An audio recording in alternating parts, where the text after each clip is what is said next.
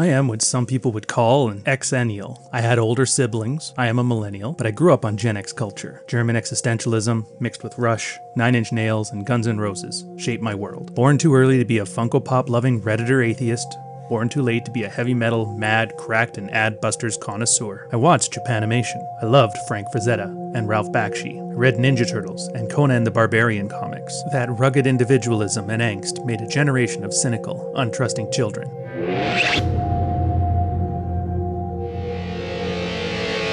I mean this as a good thing. Advertisers hated millennials. We were considered impervious to marketing, and in response, 90s ads became irreverent. Everything poked fun at itself and the world. The status quo wins in the end. The best example is the original Ninja Turtles movie. It was absurd. Pet turtles and a rat fell into radioactive waste and became mutants. They learned ninjutsu. They protected New York against Shredder and the Foot Clan. Parents would have thought you were crazy, and yet, the movie treated the absurd seriously. It still is one of the best comic book movies ever. Its strength is verisimilitude. If you're wondering what this has to do with Aeon Flux, I'm getting to that. The journey is a story unto itself. I was a creative kid. And if you were creative, you were, like me, drawn to the unique, the strange, and the absurd. Jazz music for stories. Seeing one formulaic story meant you had seen them all. And when a story surprised you, it added an extra level of enjoyment.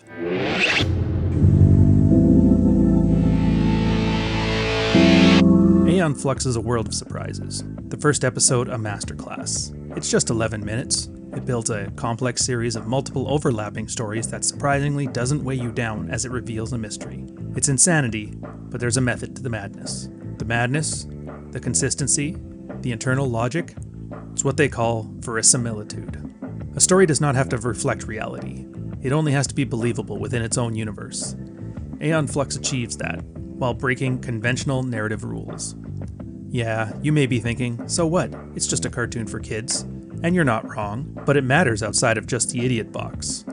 This is important for more than just watching TV. Every day you are exposed to stories in ads, in social media, and unfortunately for 2025, in politics. These stories are designed to shape your opinions and emotions.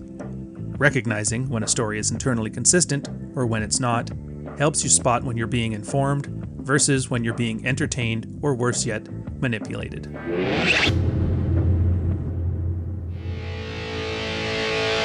It's about watching a show on its own terms. You'll see characters, events, and outcomes that may feel strange, and yet, it's grounded in the consistency of its inconsistency. Everything follows the story's own rules. This is what makes it engaging, satisfying, and most importantly, you maintain your self-awareness. The best example I remember growing up, as I already mentioned, was the Ninja Turtles movie.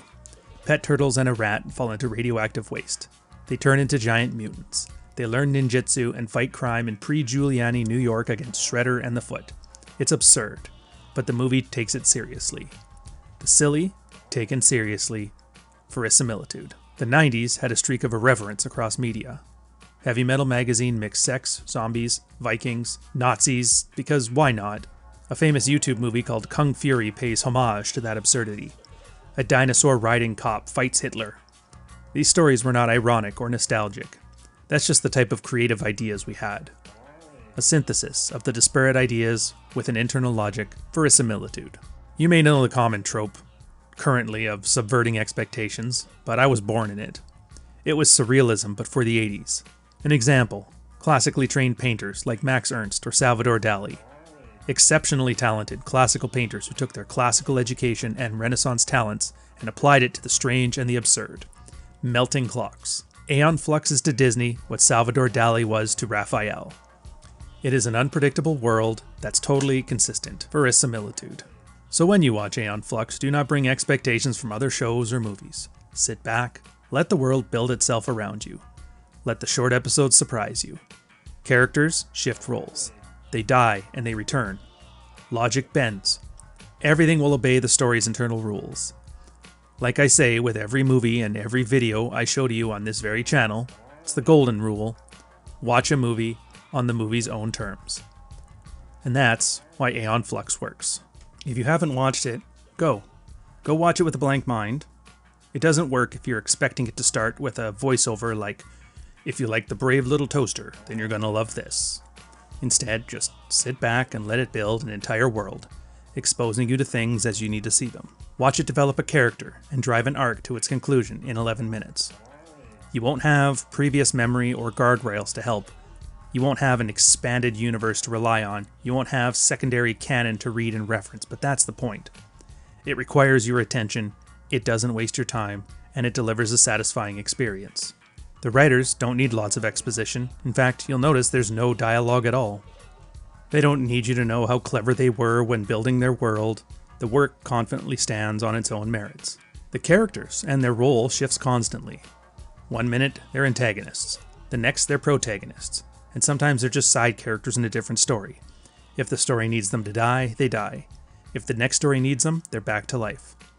The artists don't care, as long as it works in the story they're telling now. Don't sweat the details, enjoy the ride. It's a good way to watch or read anything, really.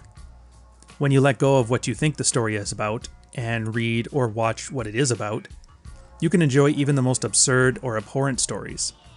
More importantly, if a story is trying to manipulate you, it becomes very easy to spot and even easier to dismiss. And if it's just no good, you'll spot it very quickly.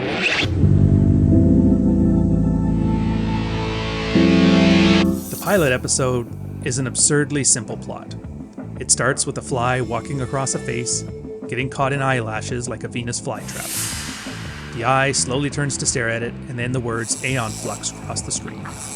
You immediately get a sense that Aeon is a predator, the world is full of insects and vermin.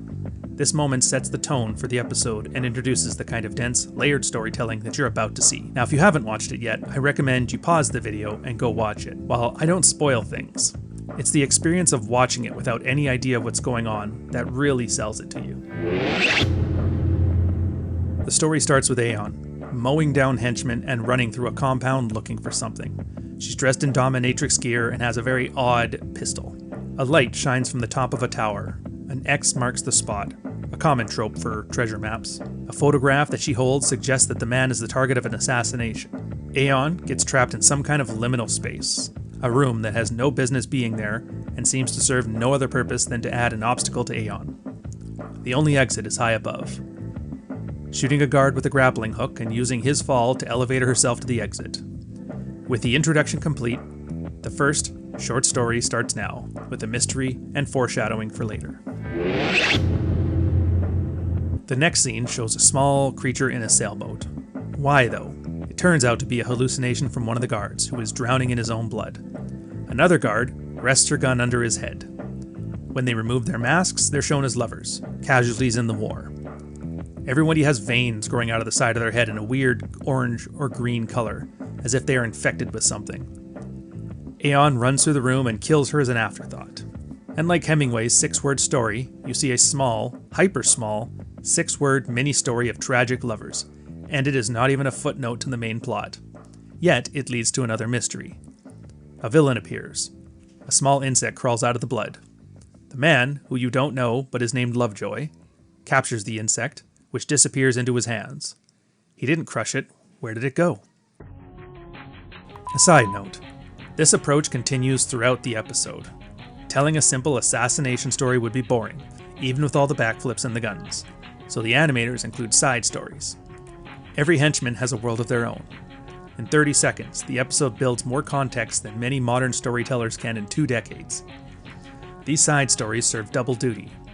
They expand the world, and they deliver reveals that connect back to the main plot. Great storytelling makes every scene accomplish multiple things at once. Modern stories often dump exposition on you, like drinking from a fire hose. Books are notorious for this. Authors give you every detail about the world and the characters' backstories without providing the context of what matters and when, the level of importance. Without context, you don't know what to remember and what to ignore, and this creates a mental stack. A mental stack is a term I borrowed from fighting games. You don't need to know everything, there will not be a test at the end. But mental stack is just that. Information given to you, and each layer of information you're given creates a stack which impedes your ability to focus on what's happening right in front of you. And the more you do that, the harder it gets to follow the story. So balancing reveals with the story itself is an art. The right amount of detail lets you piece together the world as it unfolds. Too much and you lose the audience. They skim, check their phone, or worse yet, they tune out. Slow reveals respect your limited capacity to hold everything in your head. They give you information just when you need it, and let you know how important it is. The next scene shows another assassin fighting a guard over a briefcase, a classic MacGuffin. By now, your mental stack has the virus veins, the insect, and the case. In an homage to Raiders of the Lost Ark, the second assassin knocks out the guard and attempts to steal the case from Aeon after an elaborate martial arts routine. She gets annoyed and shoots him. The fallen guard starts laughing. Now, is he laughing at the murdered assassin or hallucinating? Aeon kicks him and runs off, but not before opening the case. Inside is an odd liquid in a canister. The guard tries to kill her for it, so she dumps the liquid and puts a grenade in the canister. The guard leaves to chase it and dies.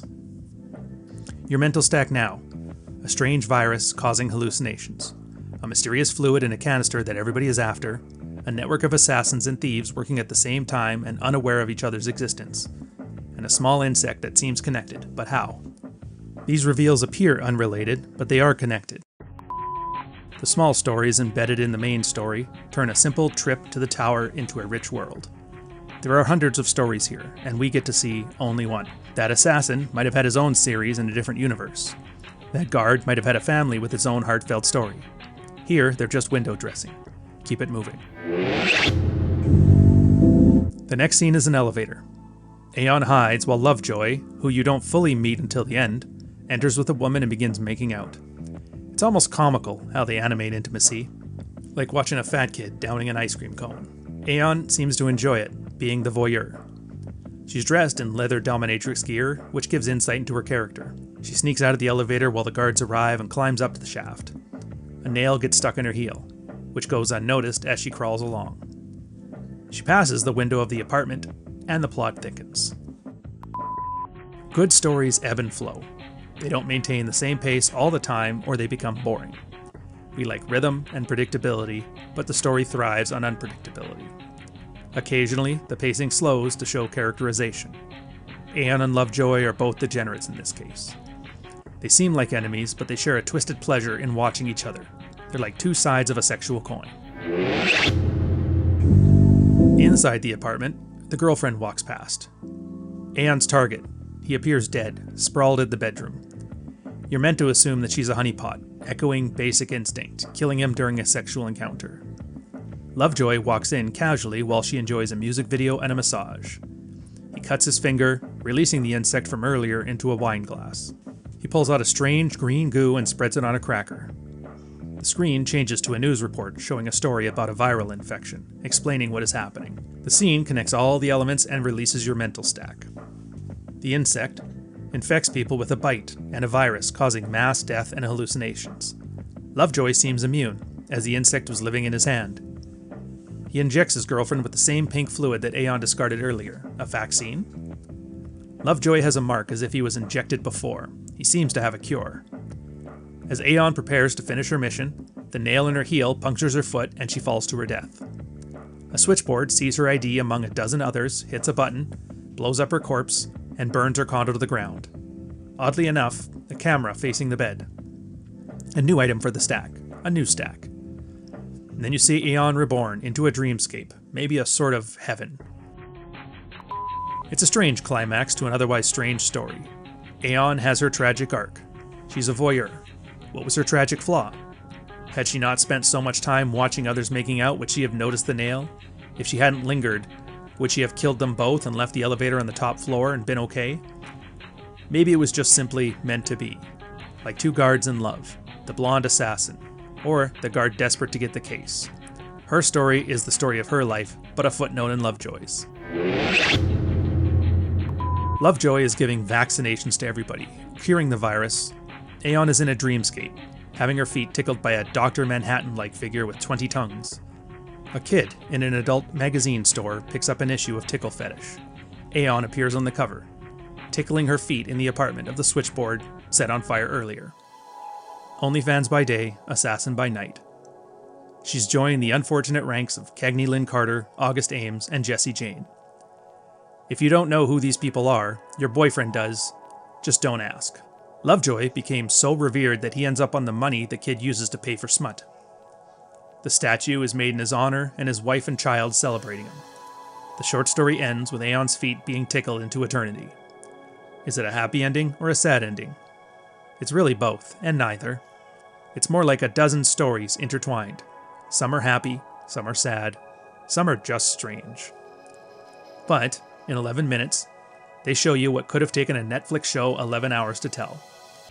11 minutes, so densely packed with verisimilitude that you know more about this world than you did in 200 pages of modern epic fantasy. You never know where you're going until the end. Everything makes no sense until it all clicks at the very end.